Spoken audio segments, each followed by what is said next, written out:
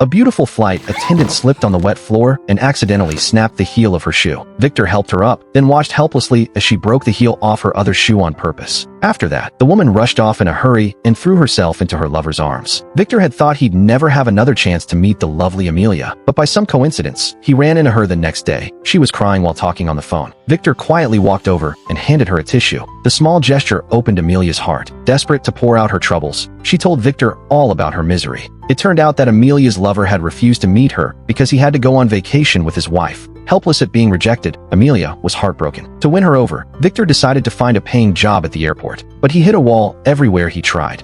I don't see a social security number, driver's license number. To fill in a contact number for the job applications, Viktor wrote down the airport's public phone number. Then he waited by that phone nonstop, not even stopping to eat, drink, or use the restroom. Finally, the phone rang. Yeah, well, unfortunately, I gotta tell you that the position's been filled. Oh. Yeah, Oh. so could you please go sit someplace else? Yeah, I go to the bathroom now. Relieved, Viktor finally got up to take care of his personal needs. But in his hurry, he accidentally went the wrong way. On his way back from the bathroom, he passed a construction zone and suddenly noticed that a wall being built there was shoddy work. Viktor glanced at the tools lying on the ground, then rolled up his sleeves and started fixing it himself. Even in his desperate situation, Viktor still chose to face life positively. He worked through the entire night without realizing it, proud of how perfectly he'd repaired that section of the wall. He didn't notice, though, that the construction crew had come back and was staring at him in confusion. Who is this?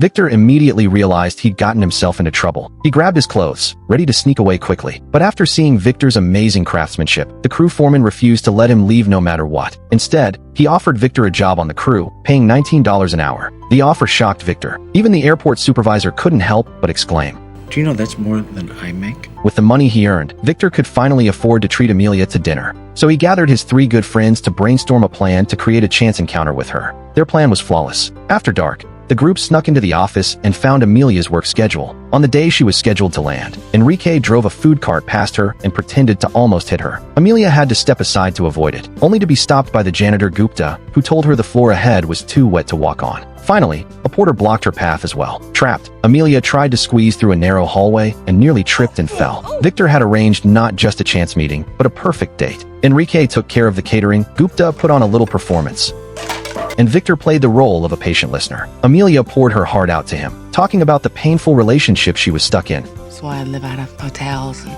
have my little suitcase packed, ready to go just in case he wants to meet me for the weekend. She'd already spent 7 years waiting for this man to call her his own. Now, as another message from him popped up on her phone, Amelia knew she couldn't keep waiting endlessly. It was time to end this once and for all. Viktor didn't judge her. He didn't mention that he was stranded at the airport because of his invalid visa either. He just told her that he lived at the airport and that he'd wait for her to land in 13 days. You know what Napoleon gave to Josephine when he went Bavaria?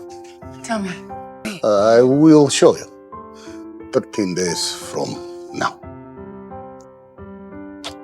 The kiss they shared made Viktor forget everything around him.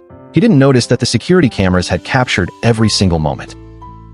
One day, senior airport officials suddenly showed up for an inspection. At first, everything went exactly as the supervisor had planned. But then a Russian passenger who didn't speak English was caught carrying unregistered antibiotics. The man threatened to kill himself rather than let the drugs be confiscated. Because of the language barrier, the situation quickly escalated into a mess. Left with no other choice, the supervisor had to ask Viktor for help. Since their languages were similar, Viktor could act as a translator. It turned out the medicine was for the man's seriously ill father, and he had no idea he needed a permit to bring it into the country. But the supervisor, a stickler for rules, refused to make an exception. Even when the man knelt down and begged him, the supervisor still insisted on having him arrested. Moved by compassion, Viktor suddenly told the officials that the medicine was for his sheep. God! Yes, medicine is for God. Yeah, God. You misunderstood him. That the medicine is not for his dying father. No. You've been reading the immigration forms. The blue one. Blue? Yep, blue. Blue? Blue. The blue form. The one that says if it's an animal, he doesn't need the medicinal purchase license. You know it. No, then he can just bring the drugs in. It's very good, Viktor. That's very good. The supervisor wasn't willing to let it go just like that. He forced the man to admit that the drugs were for animals. I hear him say who the medicine is for. Please, who the medicine is for. God, Only then was the man set free. Viktor was satisfied with the outcome, but the supervisor was furious. He grabbed Viktor by the neck and slammed him against the copy machine, taking his anger out on him. The supervisor was so caught up in his rage that he didn't notice his violent outburst was being watched by the senior officials. As a result, they suspended his promotion. The janitor Gupta made a big deal out of the whole incident. He went around telling everyone about it. Who was it that saved him? Novorsky, Viktor. Almost overnight, everyone at the airport changed their attitude toward Viktor. They even posted photos of Viktor's hands as a sign of respect and awe. But Viktor knew that he'd made a mistake by lying during the translation. He had to apologize to the supervisor. However, when Viktor showed up at the supervisor's office with a gift, the supervisor refused to accept it and wouldn't even listen to him.